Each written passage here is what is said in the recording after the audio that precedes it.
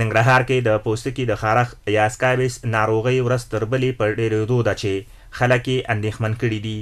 د پوستکي ناروغۍ متخصص ډاکټر زاهد میر صاحبزاده وایي د پوستکي خارښ یوه ساري ناروغي ده چې له یو انسان څخه بل هغه ته په ډېره اسانۍ انتقالېږي. صاحبزاده وایي دغه ناروغي د یو انسان په تخرګونو، ورانونو او خېټې لاندې ځایونو کې ډېره وي چې د نږدې اړیکو لرلو له یو شخص څخه بل ته ورځي.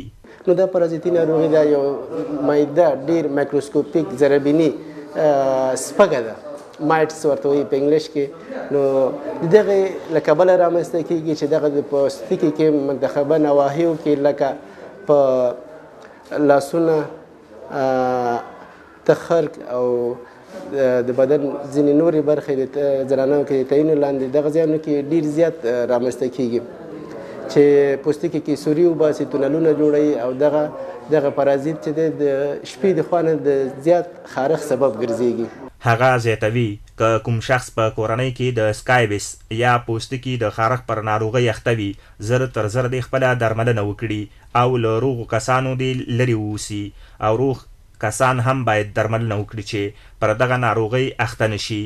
د ډاکټر زاهد میر په خبره که چیرته سکایبس یا د پوستکي د خارښ ناروغۍ درملنه پر وخت ونشي، ورڅخه د پوستکي نورې ډول ډول ناروغۍ لکه درب هم پیدا کیږي.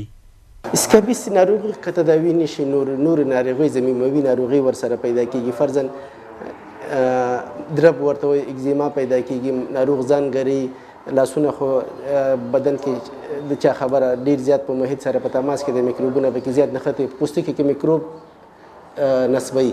نو چې میکروب نصب شو حتما دانې پیدا کېږي، دانونه به نورې ناروغۍ پیدا کېږي، حتی تر خبرې تر د ګردو ناروغۍ پورې رسېږي.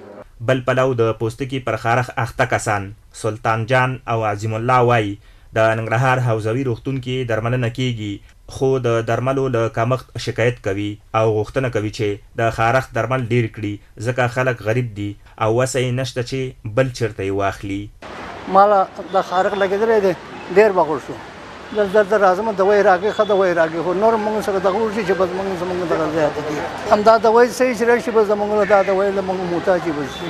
شپږو میاشتو چې همدغه خارښ ماته پیدا شوی، موږ غواړو چې ښه دغه مریضي ته توجه وکړي، ډاکټران ښه تکړه ډاکټران راغلي. دغه راز د پوستکي متخصصین له هغو خلکو غواړي چې د پوستکي پر خارښ اخته وي خپل کالي، بستره او نور وسایل د لمر ترڅنګ 20 درجې په حرارت کې وساتي چې میکروب یې له منځه ولاړ شي.